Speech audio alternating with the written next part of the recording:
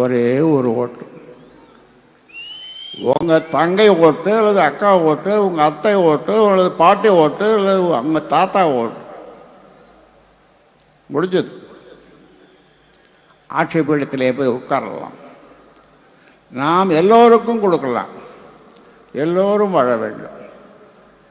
காலையில் எழுந்ததும் ஒரு மனிதன், இந்தியாவிலே இல்லை உலகத்திலேயே ஒரு மனிதன் காலையிலே தூக்கத்திலிருந்து எழுந்ததும் உலகத்தில் உள்ள ஜீவராசிகளெல்லாம் மகிழ்ச்சியாக வாழ வேண்டும் என்று நினைக்கிற ஒரே ஒரு மனிதன் இந்த ராமதாஸ். இந்த ராமதாஸ் மட்டும்தான். அதனாலே சொல்லுகின்றேன், இவ்வளவு நாள் என்னுடைய பேச்சை கேட்டீர்கள், இடையிலே மறந்தீர்கள். நம்ம ஆளுங்க, நம்ம பொறுப்பில் இருக்கிறவங்க வேறு வேறு வேலைக்கு போயிட்டாங்க. இன்றைய அரசும் தனியாக நின்று யானை சின்னத்திலே நின்று 4 தொகுதிகளை வெற்றி பெற்றோம். அன்று 4 தொகுதிகளை வெற்றி பெற்றோம். இன்று கூட்டணியிலே சேர்ந்து 5 தொகுதியிலே வெற்றி பெற்றோம். இது நமக்கு வெக்கமாக இல்லையா? அசிங்கமாக இல்லையா? கோபம் வரலையா? கோபம் வரலையா? ஏன்னா அவன் நம்மாளையே காட்டி கொடுத்துட்டான். நம்மால் நமக்கே ஓட்டு போடலை. என்ன செய்யுது? அதனாலே இனி அப்படி இருக்கக்கூடாது. அப்படி நீங்கள் ஏதாவது இருந்தீர்கள் வந்தால் உங்கள் ஒவ்வொருவருடைய கணக்கையும் முடித்து விடுவேன்.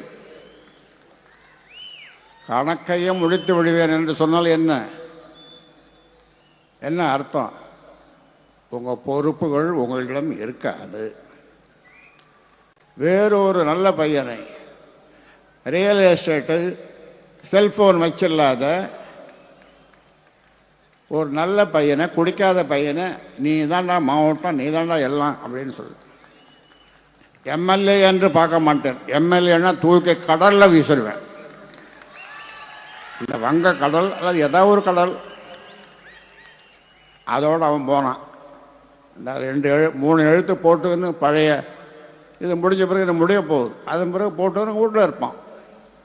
ஏனென்றால் உங்களுடைய கணக்கு பார்க்கப்படுகிறது. உங்களுடைய கணக்கு, உங்களை பற்றிய கணக்கு எடுக்கப்படுகிறது. சும்மா ஏமாத்திட்டு நான் கோட்டைக்கு போவேன்னா எங்கே போகிறது? கோட்டை போய் கிட்ட நின்று வெளியில் நின்று பார்த்துட்டு வரலாம். உங்களை நம்பி தேர்தலில் இறங்கினால் அவ்வளோதான். சில பேர் கேட்கலாம், எங்கே கூட்டணின்னா, கூட்டணி பற்றி முடிவு செய்வதற்கு நான் இருக்கிறேன், நான் முடிவு செய்வேன். அதை பற்றி நீ ஒன்றும் கவலைப்பட வேணாம். உனக்கு சீட்டு கிடைக்கணும், நீ எம்எல்ஏ ஆகணும்னா நாளையிலிருந்து போய் கூட உழை. ஏனென்றால் உன்னுடைய உழைப்பை பற்றிய கணக்கு எடுக்கப்படுகிறது. மறைமுகமாக சமூக முன்னேற்ற சங்கத்தின் மூலமாக எடுக்கப்படுகிறது. அதனாலே இந்த கணக்கில் இருந்து நீங்கள் தப்பிக்க முடியாது.